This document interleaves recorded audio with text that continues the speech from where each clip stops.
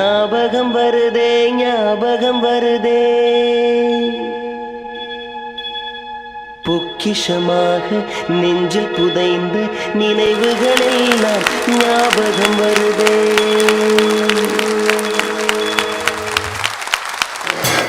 ஞாபகம் வருதே யுஎஸ் அட்லாண்டாவில் நடைபெற்ற கல்யாண மாலை நிகழ்ச்சியில் மறந்து போன பழைய உணவு பழக்கங்களை பற்றி நினைவூட்டுகிறார் டாக்டர் சிவராமன். சென்ற வார தொடர்ச்சி. நம்ம தேசிய உணவியல் நிறுவனம்னு ஹைதராபாத்தில் ஒன்று இருக்குது. அந்த உணவியல் கழகத்தில் அவங்க உலகத்தில் உள்ள எல்லா பழங்களையும் எடுத்து எந்த பழங்கள் இந்திய மக்களுக்கு ஏற்புடைய பழம் அப்படின்னு சொல்லி ஒரு ஆராய்ச்சி பண்ணாங்க. அவங்க உலகத்திலேருந்து ஸ்ட்ராபெரி எடுத்தாங்க, இந்த ஊரில் இருந்து ரோஸ்பெரி, எல்லா பழங்களையும் வைத்து கொண்டு எந்த பழம் மிகச்சிறந்த ஒரு ப்ரோஆக்டிவ் தன்மை இருக்குது, எதில் ஹை கலோரி இருக்குது, எதில் நிறைய விட்டமின்கள் மினரல்கள் எல்லாம் சினர்ஜிக்காக பொதிந்து இருக்குது அப்படிலாம் பார்த்து ஒரு பழத்துக்கு முதலிடம் கொடுத்தார்கள். எந்த பழம் தெரியுமா? கொய்யாப்பழம். அதுவும் சிவப்பு கொய்யாப்பழம். இன்னைக்கு வரைக்கும் பழக்கடையில் கொய்யாப்பழம் அலங்காரப்பட்டு எங்கேயும் உட்கார்ந்துருக்காது. அது கூறு போட்டு வெளியே தான் போட்டு வச்சுருப்பான். ஆனால் அந்த சிவப்பு கொய்யாப்பழத்தில் அவ்வளவு சத்து நிறைஞ்சிருக்கு. ஆனால் நாம் அதுக்கு என்ன மரியாதை கொடுக்குறோம் தெரியுமா? போடாங்கொய்யா. ஆனால் அது ஒரு அவமான சின்னமாக பார்க்கப்படுது. நண்பர்களே, நாம் மறந்து போன, இழந்து போன, தொலைந்து போன எத்தனையோ உணவுகள் ஒவ்வொன்றும் நம் உடலுக்கு உறுதி தரக்கூடியது. நம்ம நாட்டில் அதிகமாக யூஸ் பண்ண 2 எண்ணெய், நல்லெண்ணெய் ஒன்றும் தேங்காய் எண்ணெய் ஒன்று தான். தமிழரும் தாவரமும்னு ஒரு நூல் பேராசிரியர் கிருஷ்ணமூர்த்தி எழுதின நூல். அந்த நூலை எடுத்து பார்த்தீங்கன்னா தெரியும் எந்த எண்ணெய் எவ்வளவு காலமாக இந்த ஊரில் இருந்துச்சு. ஆனால் இன்றைக்கி தேங்காயை பிள்ளையாரை தவிர வேறு யார்கிட்டையும் காட்டுறதே இல்லை. தேங்காயை கொலஸ்ட்ரால் ஏறிடுங்க, தேங்காய் எண்ணெயை கிட்டேயே கொண்டு வராது அப்படிங்கிறான். தேங்காயில் ஒரு கொழுப்பு அமிலம் இருக்குது, அது ஒரு சேச்சுரேட்டட் ஃபேட்டு தான். ஆனால் அந்த சேச்சுரேட்டட் ஃபேட்டு தான் இருக்கே ஒழிய அதில் நேரடியாக கொலஸ்ட்ரால் கிடையாது. எந்த தாவர எண்ணெய்களிலும் நேரடியாக கொலஸ்ட்ரால் கிடையாது. விலங்கிலிருந்து வரக்கூடிய எண்ணெய்களில் மட்டும்தான் கொழுப்பு நேரடியாக கொலஸ்ட்ரால் இருக்கும். ஆனால் அந்த சேச்சுரேட்டட் ஃபேட் மட்டுமா இருக்குது. அதில் இருக்கிறது லாரிக் அமிலம் தான் அந்த சேச்சுரேட்டட் ஃபேட். அதோடு சேர்ந்து ஒரு அமிலத்தை இந்த ஊர்க்காரங்க பிரித்து எடுத்தாங்க, ஒரு பொருள். அதுக்கு பேர் மோனோலாரின்னு பேர். அந்த மோனோலாரின் நேரடியாக மாரடைப்பை தடுக்கக்கூடிய பொருள், நேரடியாக நோய் எதிர்ப்பாற்றலை கொடுக்கக்கூடிய ஒரு பொருள். அதை விட ஒரு விஷயம் தெரிஞ்சுக்கிட்டிங்கன்னா, அந்த மோனோலாரின் இருக்கக்கூடிய தேங்காய் எண்ணெயை தவிர இருக்கக்கூடிய ஒரே ஒரு இடம் என்னன்னா தாய்ப்பால் மட்டும்தான். அவ்வளவு சிறப்பான ஒரு பொருள் தேங்காய் எண்ணெய். நம்ம வீட்டில் குழந்தைகளுக்கு தேங்காயை காட்டாமல் இருந்தால் அது மிகப்பெரிய அநீதி. நம்ம வீட்டில் பெரியவங்க இருக்காங்க, ஒரு வேளை கெட்ட கொழுப்பு மிக அதிகமாக இருக்குது, அவர் ஒரு செடன்டரி லைஃப்லேயே இருந்து கொண்டு இருக்கிறார், அவருக்கு கண்டிப்பாக கொழுப்பு உணவுகள் குறைவாகத்தான் கொடுக்கப்பட வேண்டும் என்பதில் எந்த மாற்று கருத்தும் இல்லை. அவருக்கு நம்ம தேங்காய் எண்ணெயில் பொரித்து சீடை கொடுக்க வேண்டாம். ஆனால் வீட்டில் இருக்க குழந்தைகளுக்கு அந்த தேங்காயில் சட்னி அரைச்சி கொடுத்தாலோ இல்லை தேங்காய் பூவை நம்ம காய்கறிகளில் தூவி கொடுத்தால் மட்டும்தான் நோய் எதிர்ப்பாற்றல் மிக அதிகமாக இருக்கும். நண்பர்களே, உங்களில் நிறைய பேருக்கு தெரிஞ்சிருக்கும், இந்த ஊரில் நிறைய அட்டோபிக் டெர்மடைட்டிஸ்னு வரும். குழந்தைகளுக்கு பிறந்தவுடன் அதிலிருந்து ஒரு 4-5 வயதுக்குள்ள குறிப்பாக ஏஷியன் ஜீன் உள்ள, இந்தியன் ஜீன் உள்ள சைல்டு இங்கே அமெரிக்கன் பார்ன் சைல்டில் நிறைய பேருக்கு இருக்குது. அவர்களுக்கெல்லாம் வர்றது அந்த ஒவ்வாமையினால் வரக்கூடிய ஒரு அரிப்பு. அதற்கு அந்த நோய் எதிர்ப்பாற்றலை சீர் செய்வதற்கு தேங்காய் சட்னியும் தேங்காய் பாலும் போதும். அவ்வளவு சிறப்பான உணவு. ஆனால் அந்த உணவெல்லாம் விட்டுட்டு நாம் எங்கே போய் நிற்கும் தெரியுமா? பீஸா, பர்கர், அப்படியே இந்த டெம்பரோ மேண்டிபுலார் ஜாயிண்ட் உடஞ்சி போனாலும் போயிடும். வாயை இவ்வளவு தூரம் பொளந்து அந்த பஜ்ஜியை அந்த இதை எடுத்து சாப்பிட்றாங்க. உணவுக்கு ஒரு இலக்கணம் சொல்லியிருக்காங்க. அந்த உணவு எப்படி, உணவு எதனால் செய்யப்பட்டுள்ளது, அதில் என்னென்ன கலந்திருக்கு, எப்படி பயிராக்கப்பட்டு வருது, எப்படி பக்குவப்படுத்தப்பட்டு வருகிறது, எப்படியெல்லாம் பாதுகாக்கப்பட்டு வருகிறது, எப்படி பரிமாறப்படுகிறதுங்கிற வரைக்கும் இருந்தால் தான் அதுக்கு பேர் உணவு. அந்த உணவு என்பது வெறும் பசிக்காகவோ ருசிக்காகவோ மட்டும் இல்லை, அதையும் தாண்டி உடல் நலத்திற்கு ஏதாவது ஒரு வகையில் நல்லது செய்தா இருக்கணும் அப்படின்னு சொல்லி தான் அத்தனை சித்த மருத்துவமும் ஆயுர்வேத மருத்துவமும் தமிழர்களுடைய அத்தனை பாரம்பரிய நூட்களும் சொல்லிட்டு வருது.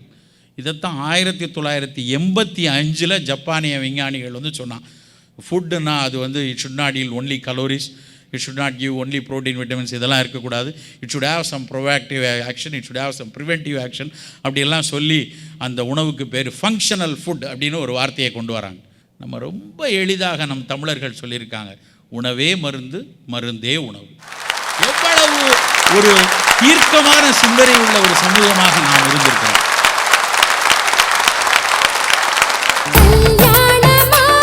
ஃபர்ஸ்ட் கிளாஸ் வரன், நல்லா படிச்சிருக்காரு, பிஇ MBA. கோல்டு மெடலிஸ்டா, காலேஜே ஒரு கலக்கு கலக்குனவன். MNCல நல்ல வேலையா, நீ கேட்ட மாதிரியே.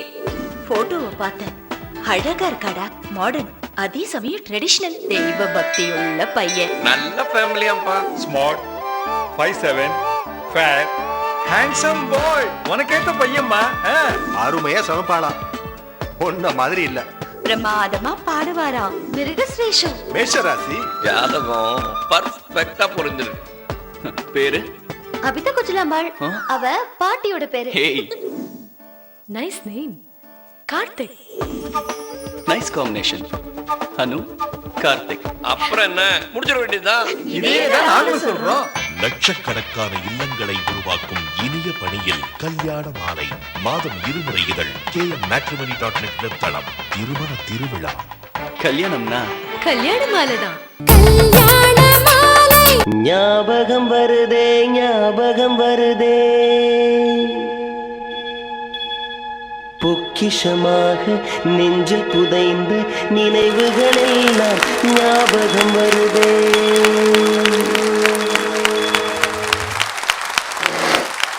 நண்பர்களே, நாம் ஒவ்வொரு அந்த சிறு சிறு தானியங்களாக இருக்கட்டும், எண்ணெய்களாக இருக்கட்டும், நம்மளுடைய பாரம்பரிய சமையல் பக்குவமாக இருக்கட்டும், ஒவ்வொன்றுக்கு பின்னாடியும் அறிவியல் ஒளிந்து கொண்டிருக்கிறது. நாமெல்லாம் புளிக்குழம்பு வைக்கிறோம், சாம்பார் வைக்கிறோம், காரக்குழம்பு வைக்கிறோம், இல்லை மீன் குழம்பு வைக்கிறோம். ஒவ்வொன்றுக்கும் புளியை கரைச்சி அதில் காய்கறி போடுறோமே. யார் சொல்லி கொடுத்தாங்க? அதை வெறும் சுவைக்காக மட்டுமா சேர்க்கப்பட்டுள்ளது? நேஷனல் இன்ஸ்டிடியூட் ஆஃப் நியூட்ரிஷன் சமீபத்தில் ஒரு புத்தகம் வெளியிட்டிருக்காங்க. புளி கரைசலில் காய்கறிகளை வேக வைத்தால் மட்டும்தான் காய்கறிகளினுடைய சத்து அதிகமாக வீணாகாதுன்னு. யார் சொல்லி கொடுத்தாங்க இந்த அறிவியலை?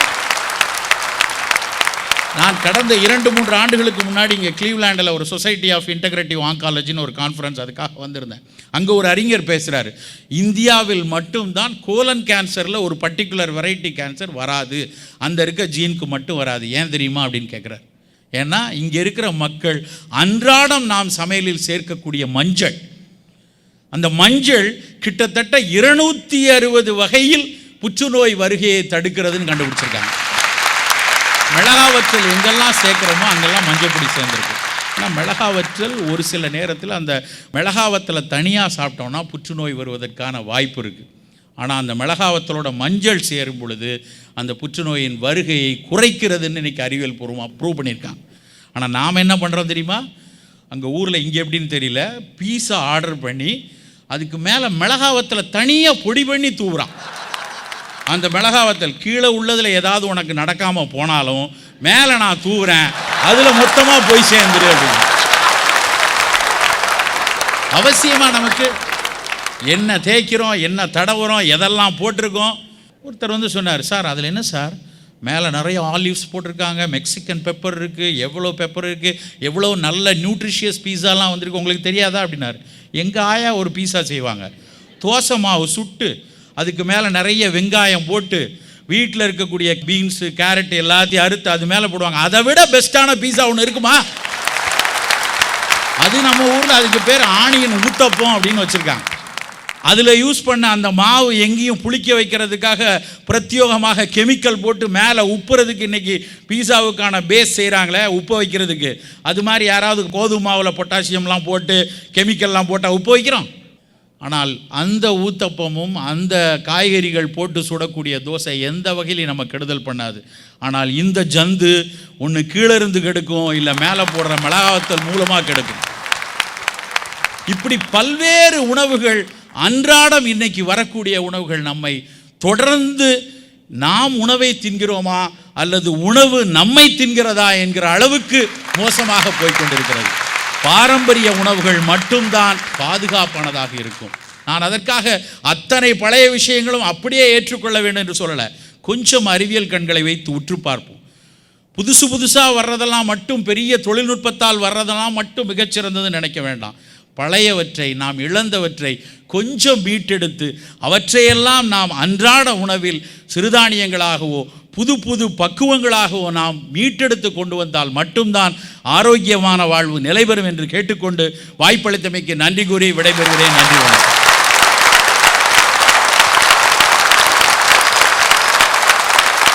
இனிமே ஓட்ஸ், வீட் பிட்ஸா பர்கர் அதெல்லாம் நம்ம இன்னொரு ரீதிங்க் பண்ணணும்னு நினைக்கிறேன்.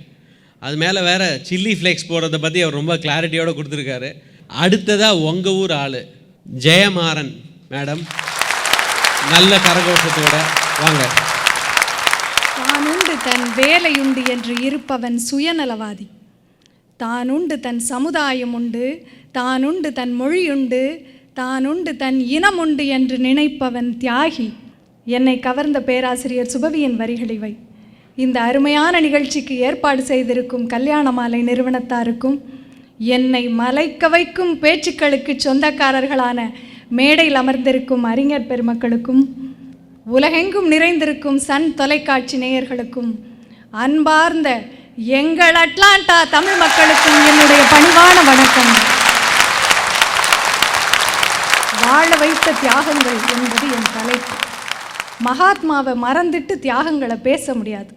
சவுத் ஆப்பிரிக்காவில் 20 வருஷம் கோட் சூட்டெல்லாம் போட்டுக்கிட்டு வழக்கறிஞராக இருந்தவர் மதுரையில் ஒரு விவசாயியை பார்த்து அவரை மாதிரியே ஒரு வேஷ்டியை மட்டும் இடுப்பில் கட்டிக்கிட்டு இனிமேல் இதுதான் என் உடை என்று ஒரே இரவில் முடிவு செய்தார். உப்புக்காக 240 மைல்கள் நடந்தார். சளைக்காமல் சிறைக்கு போனார். நாட்டில் கலவரம் நடந்தப்பெல்லாம் அவர் உண்ணாவிரதம் இருந்தார் 17 தடவை. தன்னை வருத்தியே நம்மை திருத்த நினைத்தார்.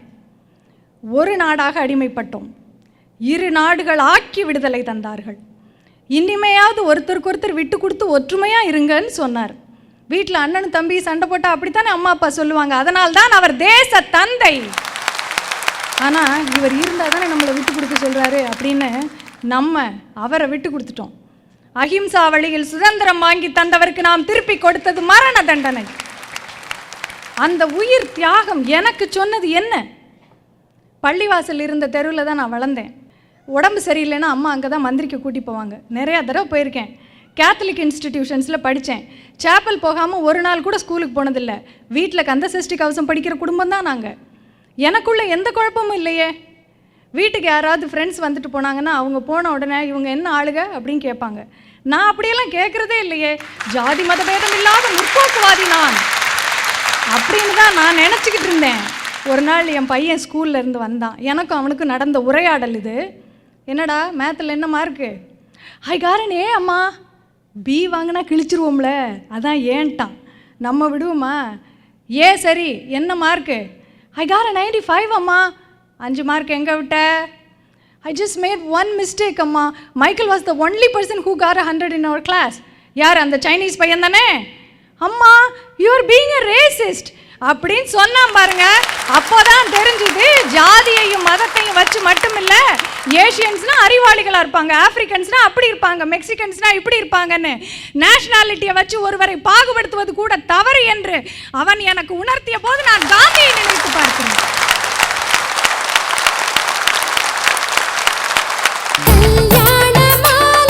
திருமணத்தை நிச்சயித்து தரும் கல்யாண மாலையின் மற்றும் ஒரு சிறப்பான சேவை அதிதி கேட்டரிங் மற்றும் வெட்டிங் பிளானர். கோலம் முதல் ஆரத்தி வரை முழுமையான திருமண சேவையில் 30 ஆண்டுகளுக்கும் மேலாக பெற்றோர்களின் பொறுப்பினை தன் தோளில் சுமந்து தனக்கென்று ஒரு தனி முத்திரையை பதித்துக் கொண்டிருக்கும் நிறுவனம் அதிதி.